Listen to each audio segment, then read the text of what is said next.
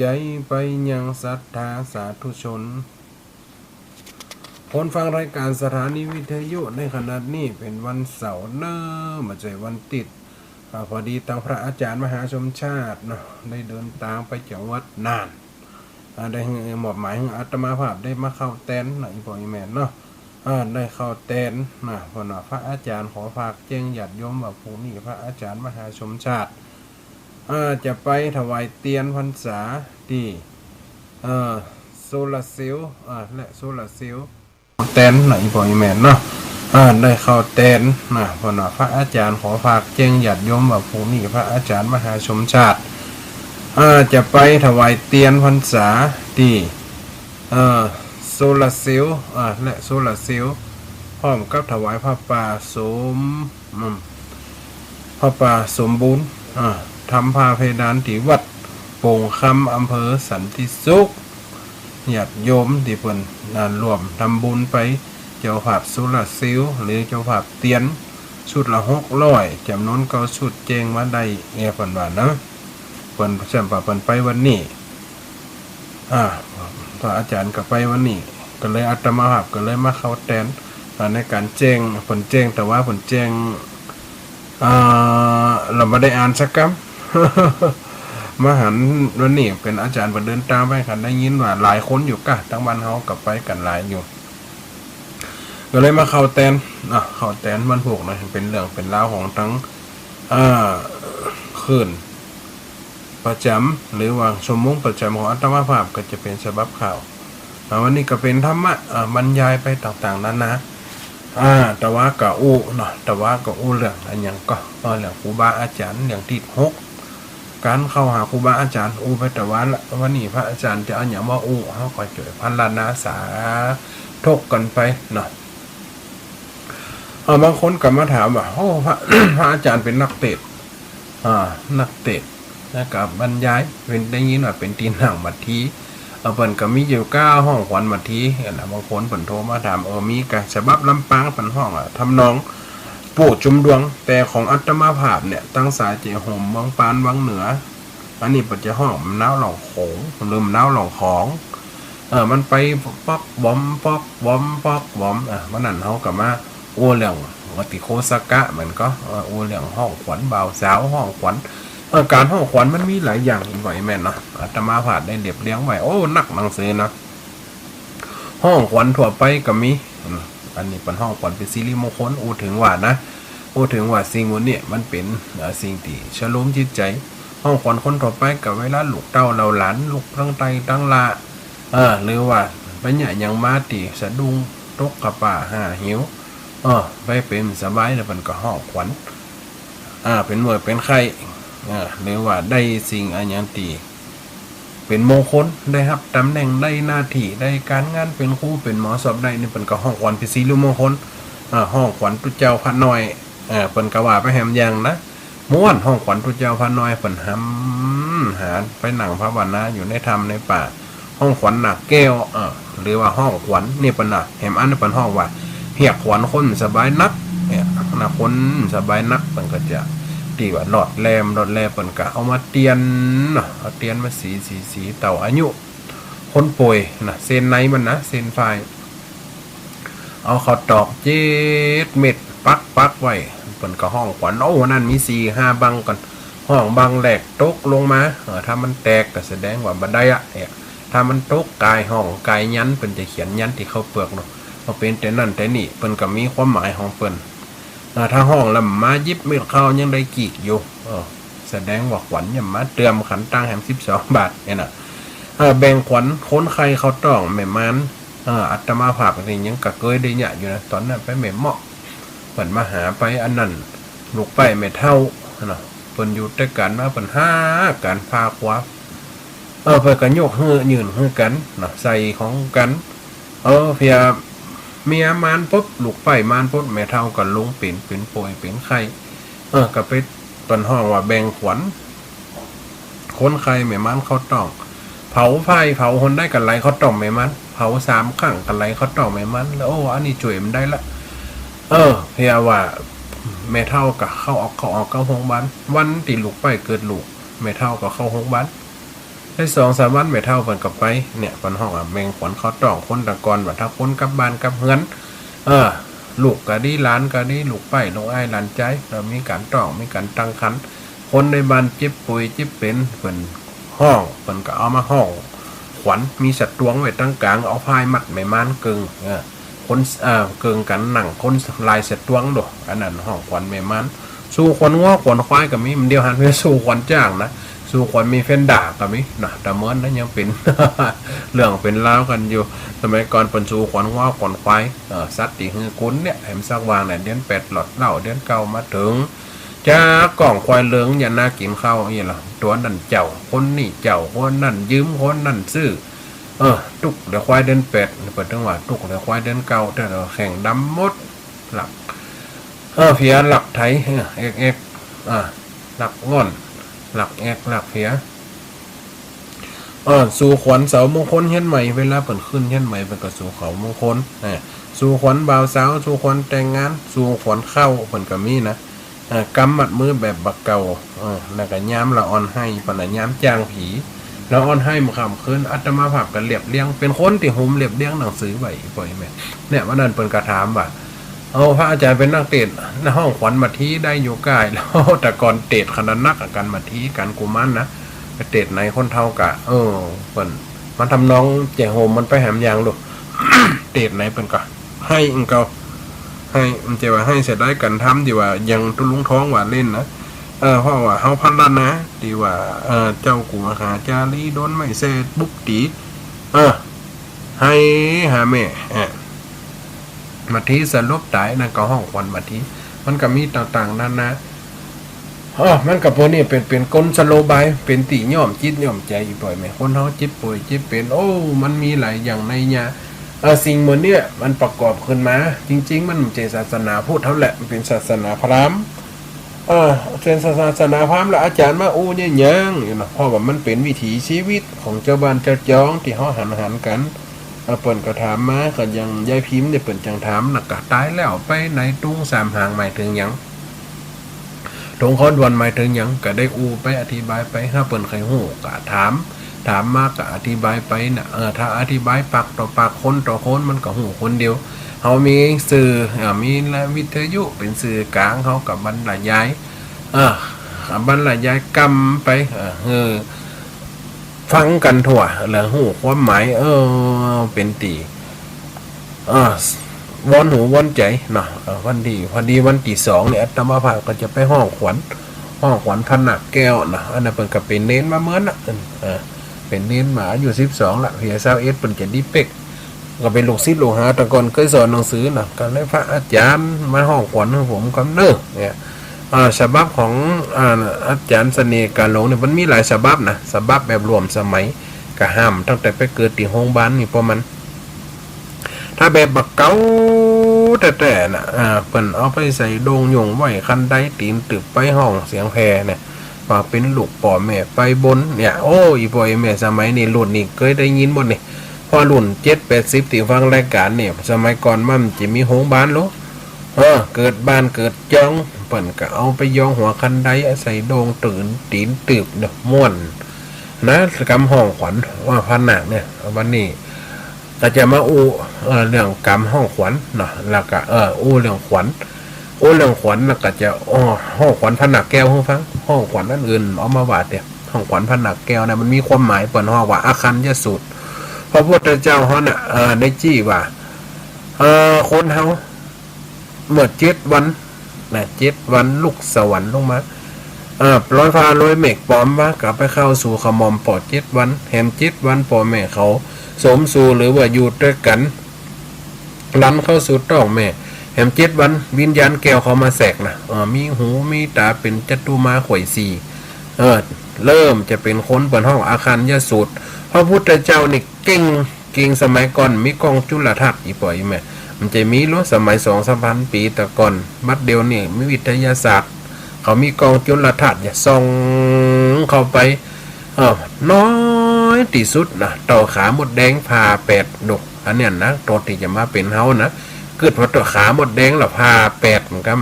หรืออุปมาพระพุทธเจ้าว่า เต่าเอาขนจามมาลีขนจามมาลีเนี่ยเป็นงัวนะอีปล่อยไหมที่อยู่เขาหิมาลัยปุ่นแล้วมันขนหน้าขนหุ่มหุหุ่มหุยอ่ะเปิ้นเอาขาหางขนจามมาลีเนี่ยจุบน้ำมันนะจุบน้ำมันงานนะสวัดเจ็ดข้างนับเอาข้างที่เจ็ดนั่นน่ะเส้นมันแลบเลยเส้นผมก่อนนับเอาข้างที่เจ็ดอันนั้นน่ะคือวิญญาณเนี่ยเป็นว่านะอันนี้พระพุทธเจ้าเลยเปิดห้องว่าอาคันยสูตรการรู้กำเนิดของคนเขาที่จะมาสร้างปฏิสนธิเกิดเป็นคนในมันแสนยากอีปล่อยไหมในพระศาสนาหรือว่าศาสดาที่เป็นได้ที่สอนว่าอุปมาเหมือนมีทะเลอยู่กว้างสุดเจนหูเจนตาพอหาฟังป้าละพอตั้งปุ่นหาตั้งเฟมป้าพอตั้งเฟหาตั้งปุ่นป้ากว้างมีเต่าโอ้เต่ามีเต่าตัวหนึ่งลอยอยู่ปืนทะเลลอยอยู่ปืนทะเล100 ปีไอ้พ่อไอ้แม่100 ปีเต่านี่จะออกมาให้ใจข้างหนึ่งเนี่ยนะอุปมาคนเขาจะมาเกิดนี่นะอยากเกิดพอนะอุปมาปีจะออกมาให้ใจบนผิวน้ำข้างหนึ่งเต่าว่ามีห่วงยางอุปมาเหมือนกับถ้าพูดถึงเดียวนี่กะหนังว่องอินเตอร์หนังว่องหรือหนังยืดหนังยางเนี่ยอุปมาว่าแต่มันเส้นใหญ่หน่อยเนี่ยเส้นหมอกว่องมือเนี่ยนะหรือว่าว่องตอกนี่นะตอกมัดเมียงอีกตัวเขาพูดถึงว่าว่องตอกมัดเมียงน่ะลอยอยู่กลางทะเลเจนบาดเต่าตัวนั่นน่ะเอาหัวซุปใส่ว่ายไปว่ายมาในมหาสมุทรที่กว้างที่สุดโผล่ขึ้นมาหายใจเท้าของเต่าน่ะไปซุกอยู่ที่ห่วงนั่นน่ะคือว่าการเกิดของเป็นมนุษย์มันยากขนาดนั้นเลยนะอีปล่อยแม่เฮาได้เกิดเป็นคนมาถึงวันนี้ถือว่าสมประกอบมีหูมีตามีแข้งมีขามีปากมีฟันนะเกิดมาครบหมดเฮามาพิการยำเท่าแข้งดีขามดีตามดีอันนั้นจะเรียกว่าพิการคนเดิมเป็นได้กินเงินเดือนพิการลูกแต่เป็นห้องว่าเป็นทำงานไม่ได้ถ้าพิการกันอย่างอุปมาเหมือนนอกเจ้าขุนนี่เกิดมามีมือเห็นเลยบางคนเกิดมากับเป็นใบบางคนเกิดมากับตาบอดยังไม่ยาของอัตมาภาพเนี่ยไม่อุ้ยนะแม่ของปอยนะเปิ่นตาบอดตั้งแต่อายุ13เนอะอายุ13กับมีลูกด้วยกัน8 คนยังเลี้ยงลูกใดงมปู่งมป่าดำน้ำดำหนองปุกตาบอดเลยนะบอดสนิทเลยเปิ่นสมัยก่อนเป็นอีซุกอีใสแหละกับโหไปกินกล้วยเตดกินแล้วปุ๊บมันออกตักมันเวอตาก็เลยลมไป2 ข้างเลี้ยงลูกมาถึง8 คนใดเนี่ยคนเฮามันยากขนาดไหนฐานชีวิตคนเฮามันเหมือนกันเนี่ยคือว่าอาคัญญสูตรที่พระพุทธองค์ทรงสอนไว้ว่าคนเฮาเกิดเป็นคนยากเมื่อทำความดีไว้สร้างความดีจะไปหวนไปตั้งบาปมันยากขนาดไหนอุปมาว่าลันเข้าสู่ต้องเนาะเข้าสู่ต้องแห่งแม่พบเต่ามันงากระดังกำนั่นกับเป็นก้อนเหมือนกับน้ำสวยจีนใสแดงขุ่นอยู่ในต้องแม่แหม7 วัน3 เดือนนี่อุปมาเหมือนกับเต่าดอกเม็ดอัญชันเนาะ15 วันนี่เต่าดอกเม็ดอัญชันไปหอดดอกเม็ดเอ็งจันเนี่ยนะบ้านเฮาห้องดอกอัญชันมันจะมีหัวเป็นปมแล้วมันงออย่าเม็ดถั่วแต่มันแปบเนี่ยพระพุทธเจ้าหันขนาดนั้นได้นะอีปล่อยไหมขนาดทั้งตีว่ามันได้ศึกษาอย่างมื้อนี้แล้วมีวิทยาศาสตร์มันปัจจุบันหันก็สิ่งมื้อนี้มันเป็นตีดูได้ง่ายปัจจุบันนี่ฮู้ได้ง่ายหันได้ง่ายเพราะว่าวันนี้มีเทคโนโลยีมีการก้าวไกลแห่งการฮู้ขนาดสมัยแซกนิวตันมันก็นี่ภาษาอันนี้มันจะเป็นวิทยาศาสตร์ไปที่เป็นว่าโลกของเขาเนี่ยมันแบนอีหรอพระพุทธเจ้าปตัดสรุปมาปฏิว่าโลกของเขาอุปมาบันอันอย่างก็สันฐานเหมือนกับลูกบะขามป้อมกลมมันหมุนไปเวียนมาของมันนักวิทยาศาสตร์เกิดมาไป2-3 พันปียังว่าโลกของเขานี่แบนเนี่ยถ้าไปถึงขอบโลกปุ๊บหัวตกลงไป แต่พระพุทธเจ้าว่าอุปมาเหมือนกับหน่วยบะขามป้อมแต่กับเปรียบเสมือนว่าเหมือนขี้ควายแห้งลอยอยู่กลางหนองมองหล่องแผ่นดินเขาเนี่ยนะน้ำมีหนักในเปิ่นมดมหาสมุทรพอเราเวทมหาสมุทรใหญ่ๆมหาสมุทรนันนิกามหาสมุทรออยแอเตตริกกัน ที่ว่ามีป่าปิรันยุมปิรันหยาอย่างมุนั่นเป็นมหาสมุทรใหญ่ไปประเทศไหนก็มีมหาสมุทรยังนำเรือน่ะปนห้องว่าเนี่ยแผ่นดินมันลอยอุปมาเหมือนว่าขี้ควายแห้งลอยกลางหนองพระพุทธเจ้าเขาทรงหันในขนาดนั้นนะเนี่ยเชื่อวิทยาศาสตร์เชื่อคำสอนขององค์สมมาสัมพุทธเจ้าสิ่งพวกเนี้ยว่ามันหาฟังได้ยากเข้าใจยากว่านี่อาคันยสูตรการกำเนิดของคนมันจะไปมีในขวัญของผนักแก้วคนที่ปล่อยไหมนี่นะมันจะไปมีในกรรมของขวัญของผนักแก้วปนห้องว่าปฏิสนที่นี่นะปนถึงปฏิสนของหนักให้ก่อนแล้วกับมาหรือความตุกของแม่ความตุกของพ่อของแม่แล้วก็จะมา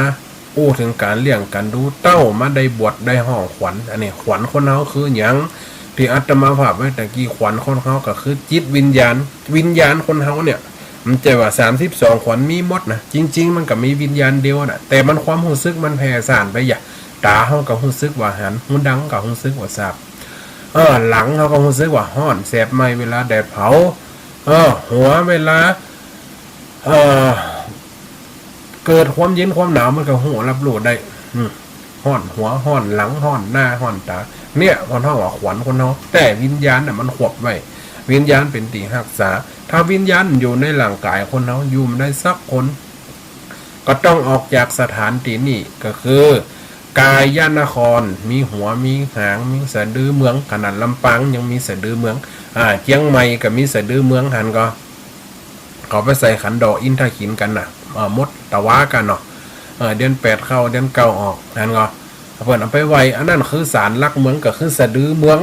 สะดือเมืองมีใจกลางของเมืองเนี่ยหัวเมืองอยู่ที่ไหนหางเมืองอยู่ที่ไหนกลางเมืองอยู่ที่ไหนเพิ่นจะมีทวารนี่ประตูใจเนี่ยลำปางเขาก็มีประตูใจเมืองแปะเมืองน่านก็มีมดเชียงใหม่เชียงรายก็มีมดประตูใจก็คือว่าความเป็นชัยชนะอันนี้เปิ้นฮ้องเมื่อวิญญาณออกจากหลังวิญญาณออกจากหลังก็ล่องลอยไปมองลองตายไปปุ๊บก็ไปหับบาปหับบุญหับกรรมแล้วก็จะได้เข้าไปสู่การตัดสินแล้วเขาก็จะลงไปอยู่ในแฮมตีนึงอาจจะไม่ได้เกิดมาเป็นลูกเป็นเต้าเป็นปอบเป็นแม่กันนะตั้งใจอันเป็นห้องว่าการเกิดได้แต่จริงๆคนที่สร้างบาปกรรมนักบุญยังได้เกิดเป็นคนอยู่แต่ไม่ได้สร้างบุญอย่างเลยอาจจะเอาไปเกิดที่เอธิโอเปียประเทศที่ว่าสุมาตะกินเหนียวงัวเป็นยกขี้งัวกินว่ามีกัดทะเลทรายแห้งตัวดำๆนะที่ผมอาแฟนะเปิ้นก็ได้เกิดเป็นคนหรอแต่ตีทีนั่นมันเป็นทีตีกันดันเมืองตีล่ำรวยกับฝรั่งกับอังกฤษกับประเทศไทยนี่ถือว่าเป็นเมืองล่ำรวยตีมันล่ำรวยมันขี้ข้ามถึงวันนี้มันทำงานเปิ่นทำตัวมันทำเปิ่นเนี่ยตัวมันเนี่ยเปิ่นปฏิบัติตัวปฏิบัติเฮ้ยเนี่ยการเจ้าก็ล้ออ้างว่าล้อขวายเนี่ยการขวายก็อ้างว่าห้อนดาวอีสักอย่างนอนรับผลผุดอยู่ในบ้านอันนี้คือคนอยู่บ่ได้คนจะนี่อยู่ตัวสร้างตัวเนี่ยเพราะว่าอันยังพอเปิ่นเนี่ยตัวเนี่ยเปิ่นทำตัวมันทำเปิ่นไหลไปตั้งนากันละน้ำไหลมันเต่ากันคนเฮาจะเยอะมันก็อยู่ยาก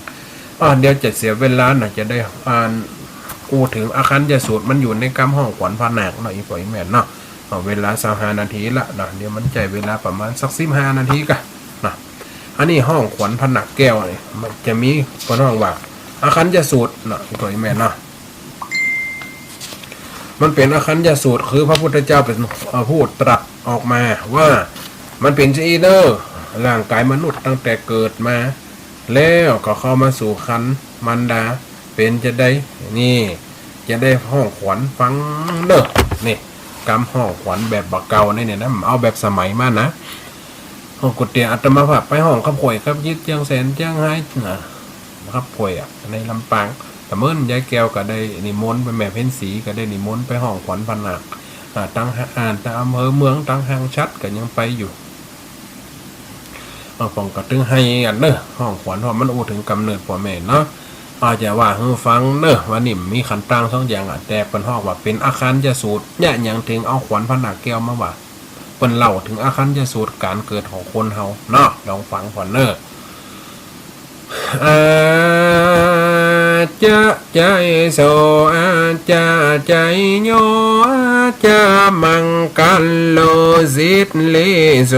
ฟานามาโยกมังกาลาดใสสีเป็นวันดียิ่งไทยเทงมหาสักขาตนาวรมหาสุริยาวงศ์ต้นใหญ่สร้างดึกใหญ่ยำดีจานัดที่ใหญ่ถูกลูกจือมหาใจอังกันสุเมตใดข้าเศษตัวดีสุขเสาลาสีเป็นอุบาทพฤหัสจะถูกมาใจลาเมถุนสุนทรปรมัยมิตรนาทิตกนามามหาสิทธิโจ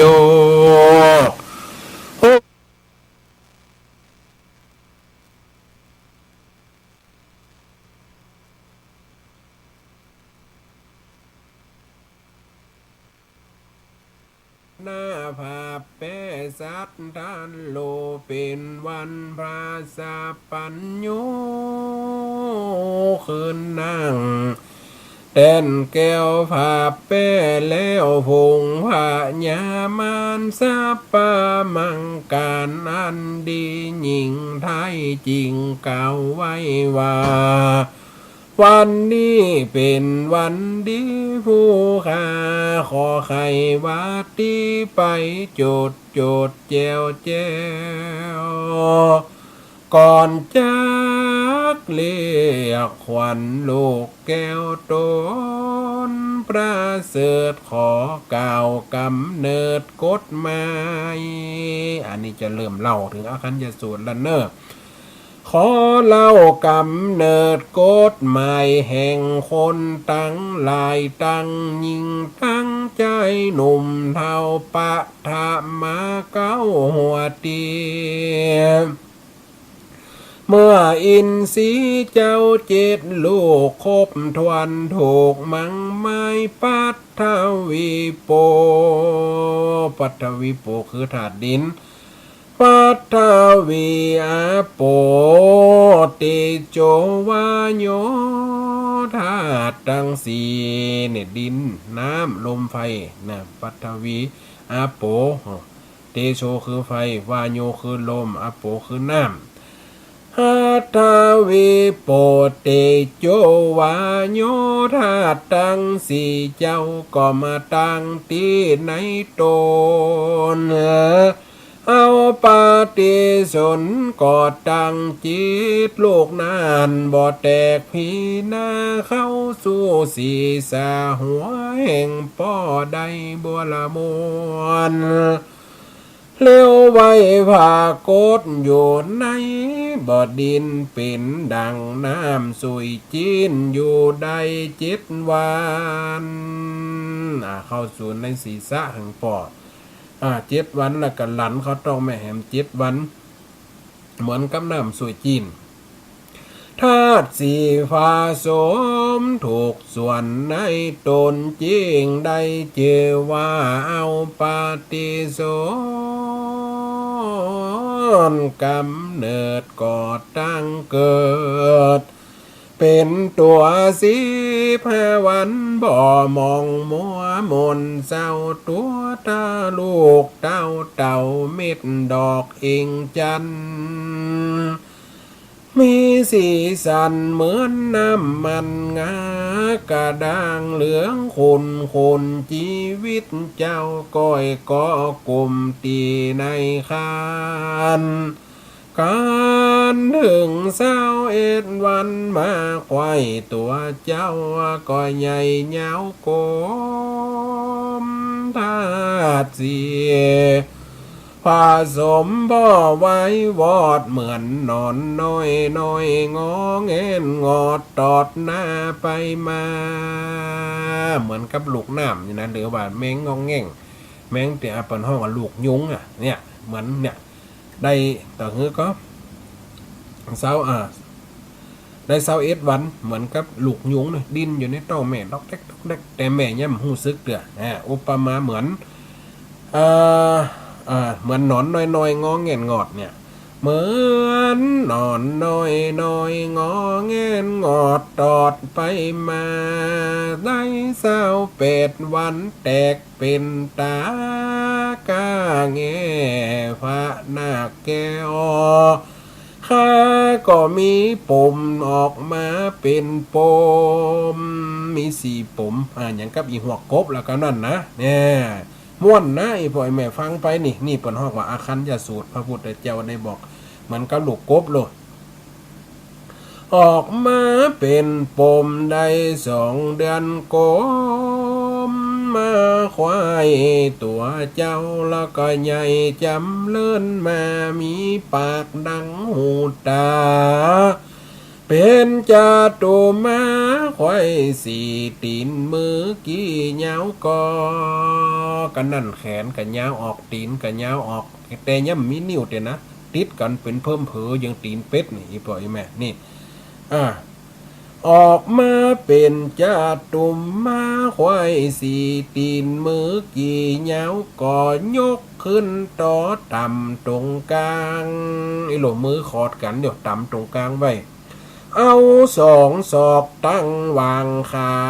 บินหน้าจนหนังต้องแม่ตัวเจ้านั่งยอง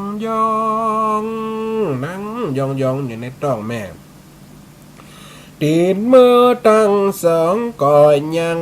บ่แตกอย่างตีนเป็ดแบกมีใย3 เดือนไปเข้าตัวแห่งเจ้าก็ยาว6 นิ้วบ่เศษเป็นทันลาตีนมือ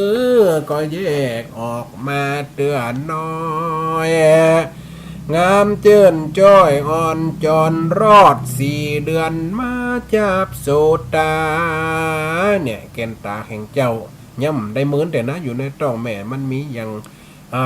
หังแกเนี่ยเปิ้นห้องว่าบ้านเฮาห้องอันหยังก็คนเฮาไม่ยิงเปิ้นห้องว่าอันเนี้ยมันขวบแกนตาไว้มันยังขี้ควายไอ้ตัวน่ะเปิ้นห้องอย่างหูนั่นเป็นไขมันไอ้นะเป็นไขไอ้ตัวน่ะจังติดหัวละอ่อนน่ะนะ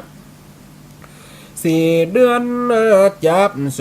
ตาแห่งเจ้ายังลับบอดบ่มีดวงมีลังแกหลวงดวงใหญ่ควบตาฟื้นไปมา5 เดือนทาลาเข้าจำครบแล้วพร่ำจูภาการก็มีการมึนตาออกได้4 เดือน6 เดือนไขว่มาตึงรูปร่างเปิงทุกแห่งธรรมชาติแต่งดูดีหูละเป็นแม่ยิงกระปอดใจนี่เจ้าละก็ยาวได้42 นิ้วบ่เศษ7 เดือนเข้าเขตมาแทนมีผมแหลมคำเนื้อหนังปอดมดปอดจูอันผมก็เริ่มออกหนังต้องแม่ก็เริ่มไล่ละหนังต้องแม่ปอนไล่เพราะปลายผมเจ้าผมออกมาหนังต้องแม่ก็ไล่กันคันต่างหื้อเปิ่นกับหื้อเก่าเนาะหมดปอดโจอันกันถึง8-9 เดือนผ่านควายตัวเจ้าแล้วก็ใหญ่ขึ้นใหญ่วันอยู่ในต้องคันแม่เจ้าแล้วก็ก้อยฟอเฝ้าหักษามาเตือนน้อยหลายวันเดือนแม่เจ้าจนป่อพร้อมเหลืองอิดอ่อนบ่ได้เตี้ยวตองไปไก่เพราะกลัวลูกไปไหนขย้อนแม่ก็บ่เดินลัดแดดร้อนผ่านตาวันแม่นว่าแม่จักกินสั่งก็กลัวเพชรกลัวแสบกลัวพิษแผกจับนายแม่นจักกินสั่งอันใดก็กัดใส่เป็นไข้หากเจ็บหัวมัวตากินนักก็กัดเนาะว่าลูกมันถึงคนอยู่ในท้อง เจ็บแข้งขาอิดอ่อนแข้งขาและน้องแม่ก็มามวนจะปองยามหลับนอนบ่ได้นอนง่ายและนอนความได้กะนอนสะแกงเปลี่ยนข้างไปมาขี้เกียจขี้จ้าขี้จมใจโคตรก้อมเมาเวือนน้ำตาตื่นขี้ให้ยะหยังบ่ได้ตันใจน้ำตาแม่ก็มาไหลบ่ขาดพ่อเจ้าก็บอดย่างปากอดเอาพ่อลูกเขาอยู่ในต้องให้ใจพร้อมแม่มันได้ใจกาตีบสารป่อก้อยอดกันยะการหาเต้าเงินเต้าคำมาสู่ถ้าแม่ได้กินได้ลูกก็ได้กินนั่นลูกแม่นก็เปิดห้องวัดเต้าเงินเต้าคำกินไข่น่ะแม่เจ้าได้อยู่ได้กินเจ้าก็ซ้ำมาตวงติ่งอยู่ในใส่เจ้าแม่ท้ายก้อยลูกก้อยกำสองตีนลูกบุตรต่างเจ้าก็มายันอยู่บ่อย่างมาขาเม็นขี้ข้างแม่มันได้แม่เจ้าก้อยลูบก้อยเก่าอดเอาอดกันอดเตียงมันกาตำเปลี่ยนหลายวันเดือนมาไข่ต้องแม่ก็มาใหญ่เตึงตานย้ำเมื่อเจ้าจากออกจากขันแม่เจ้าก็มาเป็นทุกโศกเศร้าเล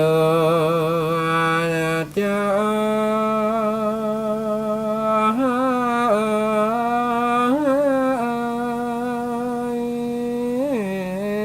เจ็บปวดไปนะถูกต้องแม่ก็มาให้รำร้องแก้มข้างน้ำลายจางขอตีบลมสมาทีบลายตา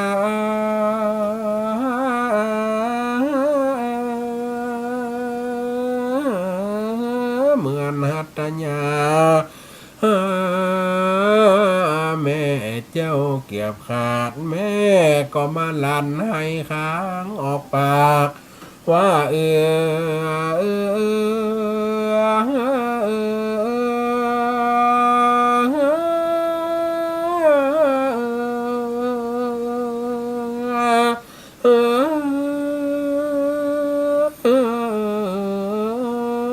อกก็ออกมาเตอแม่เจ็บขนาดให้ออกปากเรโลนฟ้องยิกตีตนเป็นมาดเจ็บขนาดเลือตาฟ้องโวยอาลานอนเกือกนอนกิ่งใจแม่ปอจะขาดดินเสียงหนอลมดังพ่อปอบ่หันสั่งตาแม่ก็มามืดหายใจฝืดลายตาลายล้มเบ่งก็มายัดเหือแม่ก็มาไหลเป็นสา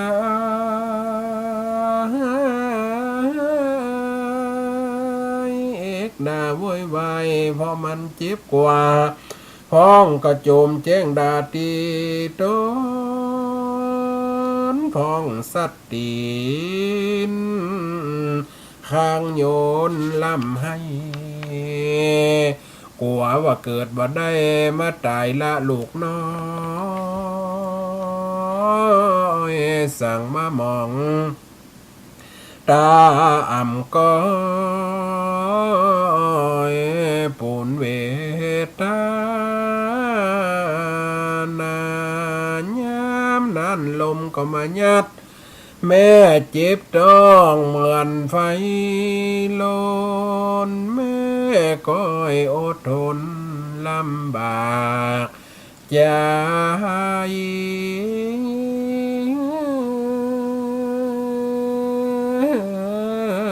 แม่เจ้าบ่ขาดก็ยังอยู่แหมน้อยแหมน้อ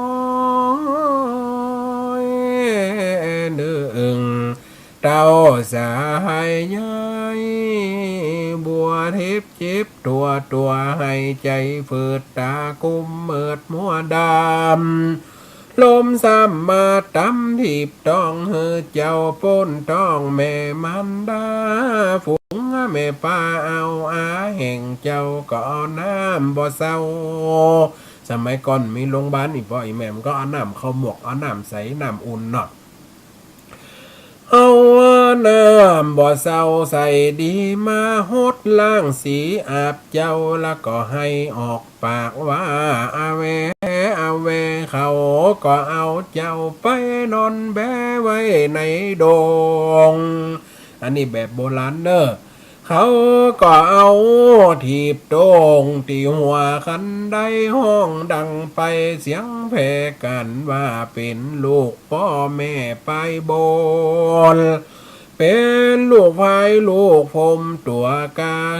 เอาไปไว้อย่าจ้าตันใจกันบ่เป็นลูกของไฟขอ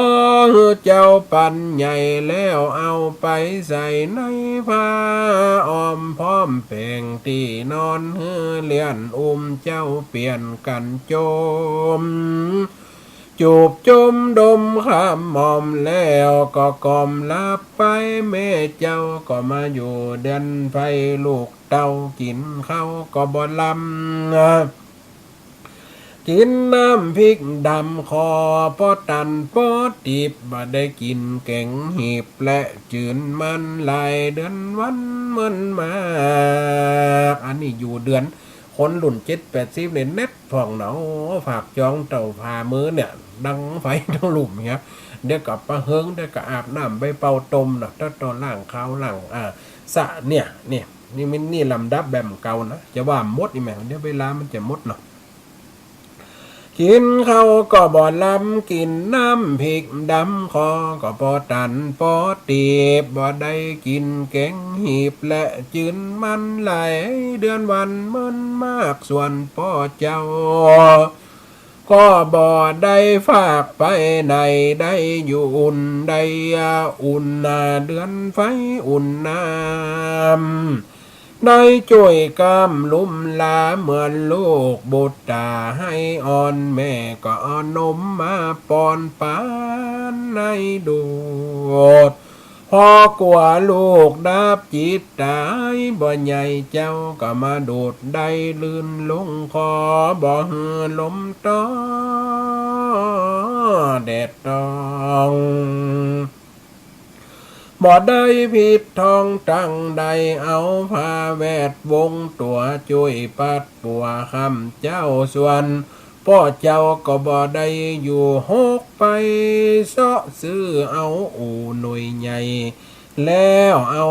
เจ้ากำเข้าใส่กวยยกโยไปมาว่าจ้า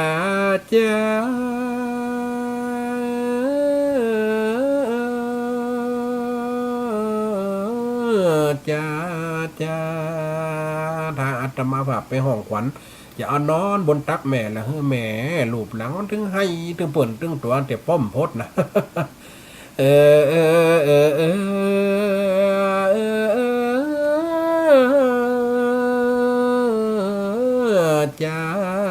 จ้าหลับเด้อสองตานอนก็นอนเสียเด้อเจ้าแม่จะกล่อมเป้าว่าจ้า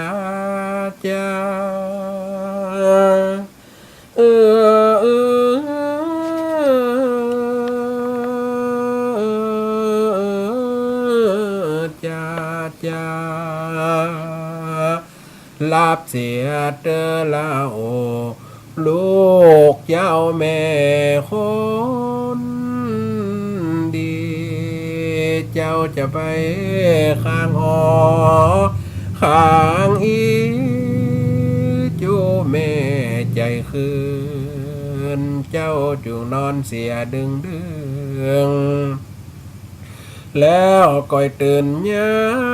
ำแรงพ่อไปการแต่เจ้าบ่ได้กินข้าวกินแกงลาเพียเตอสายดวงแปงแม่เจิกเนี่ยกินไว้ท่าไปจับใส่หนักกำผ้าที่ให้ตึงปุ่นตึงตัวเท่าว่าพ่อมพดลาเพียเตอลูกลา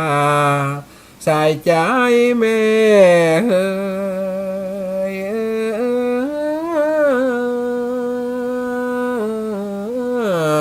จะลาเพียเตอนาควันตาลูกน้อยแมวกงแมวพ้อยจังไตมาหามันคืนหลังคากับแมงตาวาวพี่พุ่งเศร้าหกไปบินมาลาบสองตาลับเหียพิงจะไปนอนดินแม่เอามือลูบหลังจีดวงคำแม่จะไปซักผ้าเก็บผักใส่ซาเนี่ยกินย้ำแรงนอนสะแกงจูบมืออ้อเอแม่ฮักลูกแต่ปันดังดวงตาฟังคำแม่จ้าแม่สอนสั่งถอยเอาคำหมื่นลอยมาแลกซื้อขายแม่บ่ฮือไปหักในเต้าอันตื่นมาแล้วนั้นกินข้าวกินปลาเติงเวลาอาบน้ำใส่แป้งเจ้าดินดองแดงยิ้มแย้มมื่นตาเอาลูกมาแม่อุ้มกอดเจ้าลับก่อนแต่เล่าแม่เฝ้าตัวนาย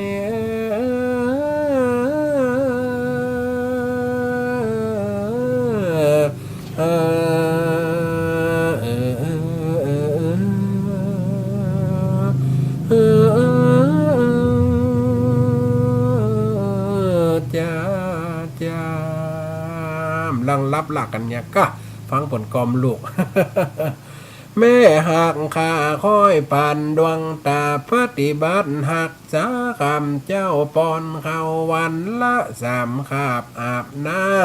ำเจ้าวันละส่งที่ถึง104กลางคืนคำเมื่อตัวเจ้ามารับสะดวง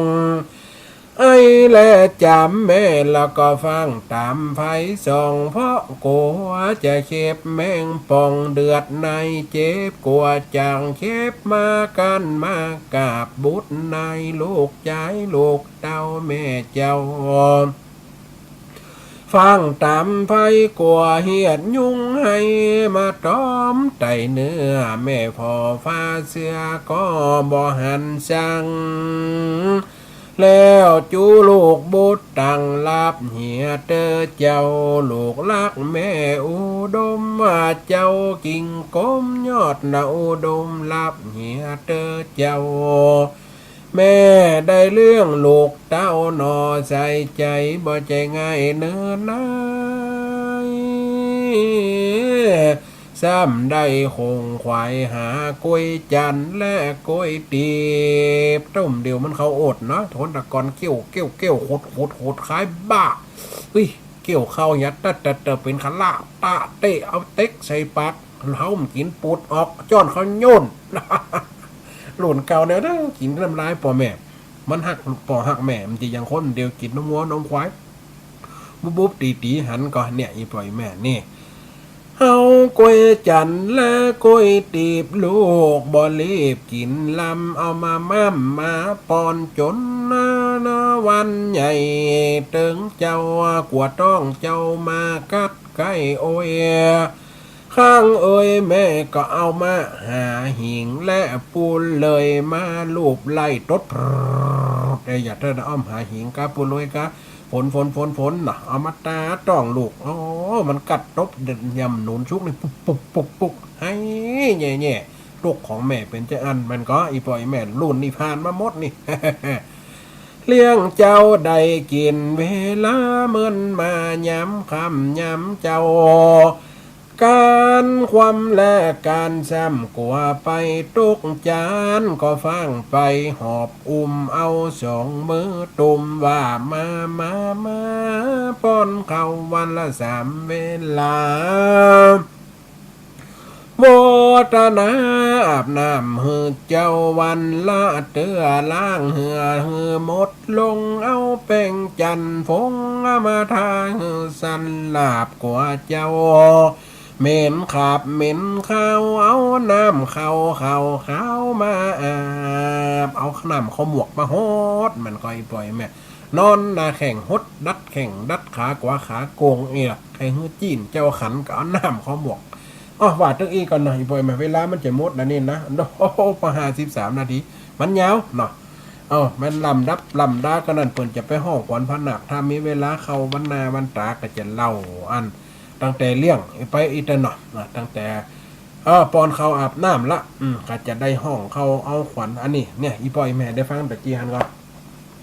อาคันยาสูตรพระพุทธเจ้าได้ตีเจสนะอันนี้มันใจอัตมาภาพมาแต่งเองนะแต่งนี่แต่งแต่ว่าเอากรรมทำน่ะมาแต่งนี่เอากรรมทำกรรมพระกรรมเจ้าอาคันยาสูตรตั้งแต่วิญญาณแก้วหล่อลงมาเข้าสู่ต้องแม่เต่ากับน้ำมันงากระดังจุบสวัสดิ์เนี่ยที่ว่าให้ฟังตะกี้เนี่ยคนเฮาจะง่ายๆการมาเกิดเป็นมนุษย์นี่นะถึงเรื่องการเกิดนะมันจะว่าเรื่องพระคุณพ่อพระคุณแม่อย่างละไปหลายครั้งพระคุณพ่อพระคุณแม่นี่คือว่าการเกิดเมื่อเขาเกิดมาไทยทางที่ดีครบ32ครบองค์กะเขาควรจะสร้างบุญสร้างอานิสงส์สร้างการกินการต้านจะไปละสิ่งบนนี้คือกันเป็นเรื่องเนยนายโอ้ยทุเจ้าวันนายออกข่าวรายวันสันทำบุญสันใส่บัตรกันแล้วแต่อันนั้นนะแต่ในจิตใจคือว่าด้านศีลภาวนาเขาควรเนี่ยมันหนักกันหน่อยมันหนักกันหน่อยเนอะอีพ่ออีแม่สิ่งบนนั้นมันเป็นสิ่งที่เขาอกเข้าใจเนาะอีพ่ออีแม่ได้ยินได้ฟังอันนี้เป็นห้องว่าอาคันยสูตรอะไรมาเล่าที่เปิ่นถามเปิ่นท่องเปิ่นได้บอกได้จ๋าอาตมาภาพก็เอามาอูตามให้อีพ่ออีแม่ได้เข้าใจอันเลยพ่อว่ามันเลยจับเอาตีอาการห้องขวัญอาการห้องขวัญมาอูถึงอาคันยสูตรเพราะว่าอาคันยสูตรของพระนักเนี่ยมันเป็นการปฏิสนนะมันเป็นปฏิสน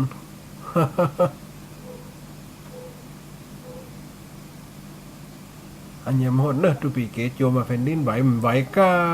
ตักมานี่แผ่นดินไหวก้อยหดเนอะปล่อยแม่ได้ฟังก็มันเหลือแหม5 นาทีสุดท้ายนะก่อนจะจากจะลากันไปจะโทรมาก็ขอสักสายก็ได้นักละให้มาถามให้มาให้แชร์ประสบการณ์ในการเกิดลูกเลี้ยงลูกเกิดในการดูแลลูกเต้าหลานเหลนมันเป็นจะได้เนี่ยความทุกข์ความอยากเป็นจะได้ก็เปิดสายสักสายกันได้นะก่อนจะลากันไปเพราะเวลามันกระสั้นซิดนะวันนี้นะมันจะจบนะมันยาวเนาะมันยาวมันยาววันนี้ก็ได้มาให้อีพ่ออีแม่ฟังมาถึงอาคันยสูตรสาธุโยมแม่ยายพาดพระเจ้าพระเจ้าสาธุได้ฟังห้องกะ